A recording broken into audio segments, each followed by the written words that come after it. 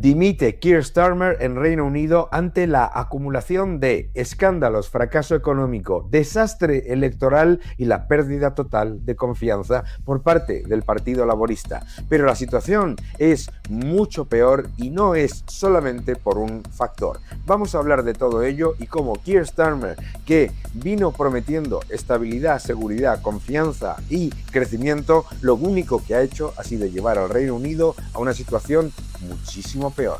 Vamos a hablar de todo ello.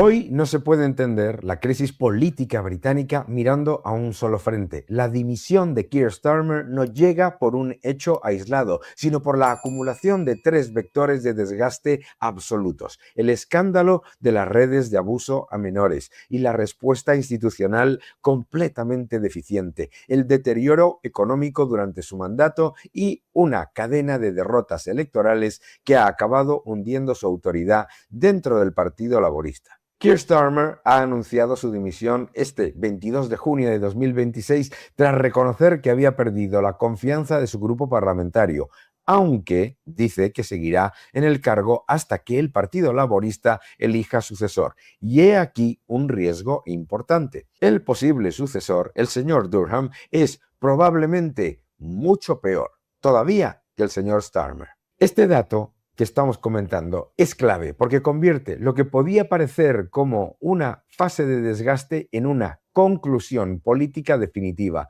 Su proyecto ha fracasado, no solamente en términos de relato, sino también en resultados económicos, cohesión interna y credibilidad del gobierno. Uno de los elementos más devastadores para la imagen de Keir Starmer, que, como sabéis, fue fiscal general del Estado, ha sido la reactivación del escándalo de los llamados grooming gangs, las redes de explotación sexual de menores que durante décadas actuaron en distintos puntos del Reino Unido mientras muchas instituciones reaccionaban. Tarde o directamente no reaccionaban. Una situación en la que él, como fiscal general del Estado, tenía una responsabilidad muy relevante. Estamos hablando de más de 250.000 víctimas. El nuevo informe parlamentario presenta el problema como un patrón sistémico, no como una suma de episodios desconectados. Según ese documento, hubo decenas de miles de víctimas a lo largo de varias décadas y hasta 149 distritos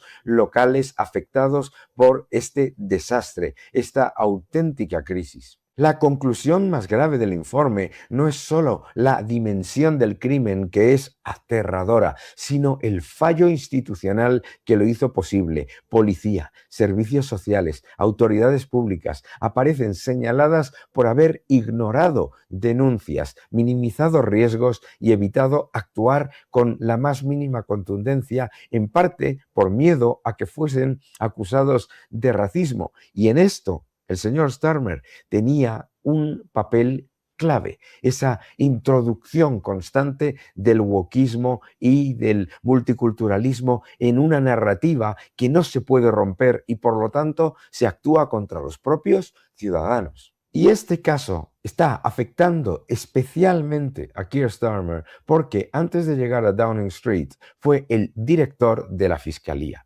Eso significa que cualquier revisión de la respuesta del Estado británico a estas redes acaba planteando preguntas sobre su etapa al frente del aparato más importante, el de persecución penal. Las críticas sostienen, y vienen desde el laborismo hasta el conservadurismo, que durante los años en los que Keir Starmer estaba al frente de esta oficina, esos años la respuesta fue completamente insuficiente y que no se impulsó con la energía necesaria una estrategia nacional proporcionada a la gravedad increíble del fenómeno. Más tarde, ya como líder político, Starmer y el Partido Laborista quedaron bajo presión por su resistencia inicial a una investigación nacional ambiciosa que solo aceptaron cuando el coste político de no hacerlo se volvió tan alto que no podían dar marcha atrás. Y es por esto por lo que el escándalo no destruye a Keir Starmer por una imputación personal directa, sino por algo políticamente igual de letal o más.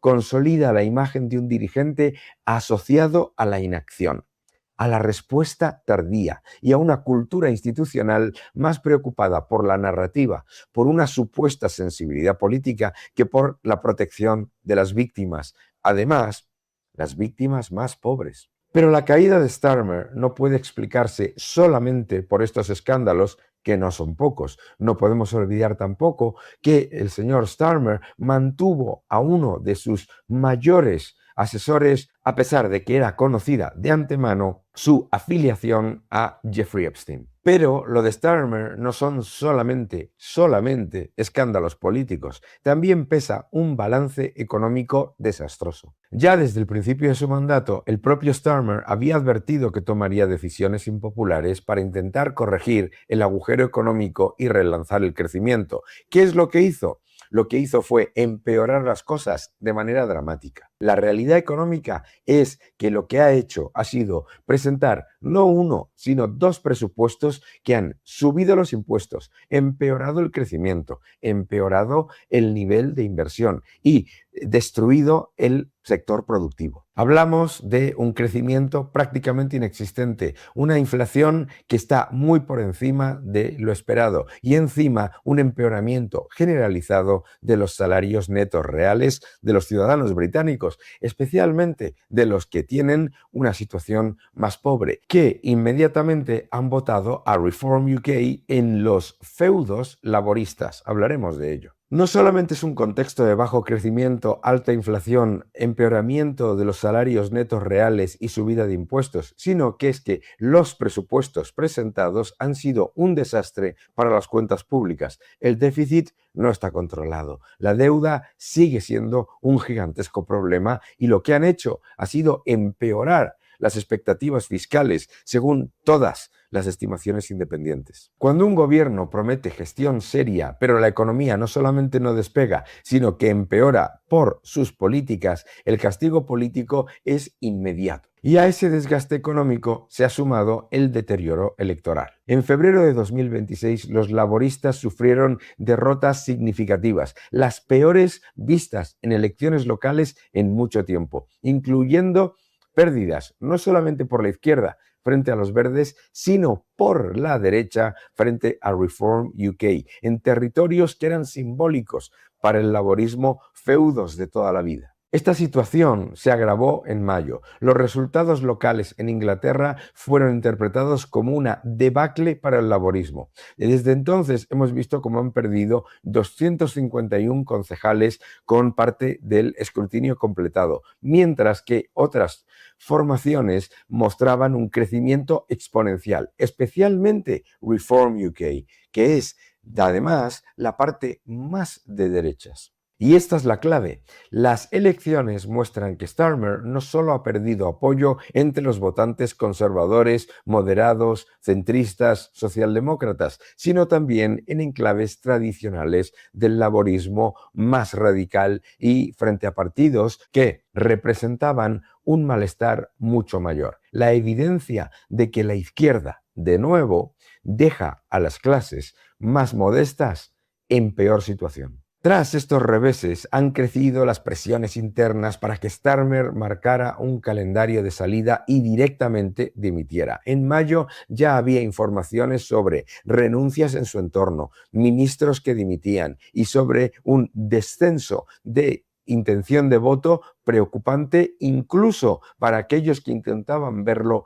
de manera constructiva. Finalmente, el 22 de junio ha llegado la dimisión. Según todos los medios de comunicación, Starmer ha asumido que ha perdido la confianza de su grupo parlamentario y ha decidido apartarse, pero no hasta que no haya un líder que vaya a tomar su puesto. Y esto, desde luego, abre un periodo de crisis muy relevante tanto en el laborismo como en la política de Reino Unido. Es mucho más que una retirada táctica, es la admisión de que el Partido Laborista no puede continuar con alguien como él, que no puede ganar con él, que no puede ganar con alguien como Rachel Reeves, la constructora, la arquitecto de ese presupuesto que ha sido devastador para la economía británica. Y la caída de Starmer deja una lección muy relevante en la política británica reciente. Un líder puede llegar al poder prometiendo competencia, moderación, seriedad institucional,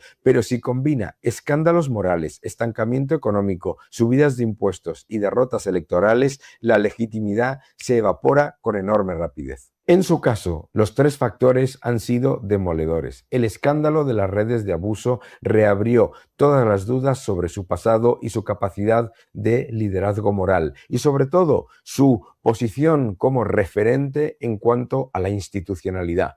La debilidad económica ha hundido su promesa de mejora material y las derrotas en las urnas han convencido a su propio partido de que esto es un auténtico desastre. Es increíble ver cómo en Reino Unido se ven dimisiones y, sin embargo, en otros países como España, Pedro Sánchez se mantiene con más escándalos, peor situación en todos los sentidos, peores resultados electorales y encima no dimite. El nuevo orden económico mundial, ya en cuarta edición. No te lo pierdas. Mil gracias a todos. Te va a gustar. El nuevo orden económico mundial. Por eso, la dimisión de Keir Starmer no debe leerse como el final de una polémica puntual, sino como el desenlace de un fracaso político integral. Ha caído un primer ministro que no logró blindarse ni frente a los escándalos institucionales, ni frente a la economía decepcionante, ni frente al juicio electoral de los ciudadanos. Y esa combinación explica por qué su salida no es un accidente, sino la consecuencia lógica de un gobierno que perdió al mismo tiempo la autoridad moral, la credibilidad económica y la confianza política necesaria para seguir en pie. Lo que es alucinante es que ante este ejemplo de Reino Unido veamos cómo en España, con una situación mucho peor en cuanto a autoridad moral, credibilidad económica y confianza política, el gobierno de Sánchez no solamente no dimite, sino que encima se presenta como más chulo que nunca. En Reino Unido, al menos, la gente dimite. Keir Starmer ha sido el fracaso más absoluto y una nueva demostración de que el wokismo y todas estas políticas completamente equivocadas que se han impuesto en países como Canadá o como Reino Unido en los últimos años, a lo único que llevan es a empeoramiento institucional, empeoramiento económico y a pérdida de confianza. Que no te engañen.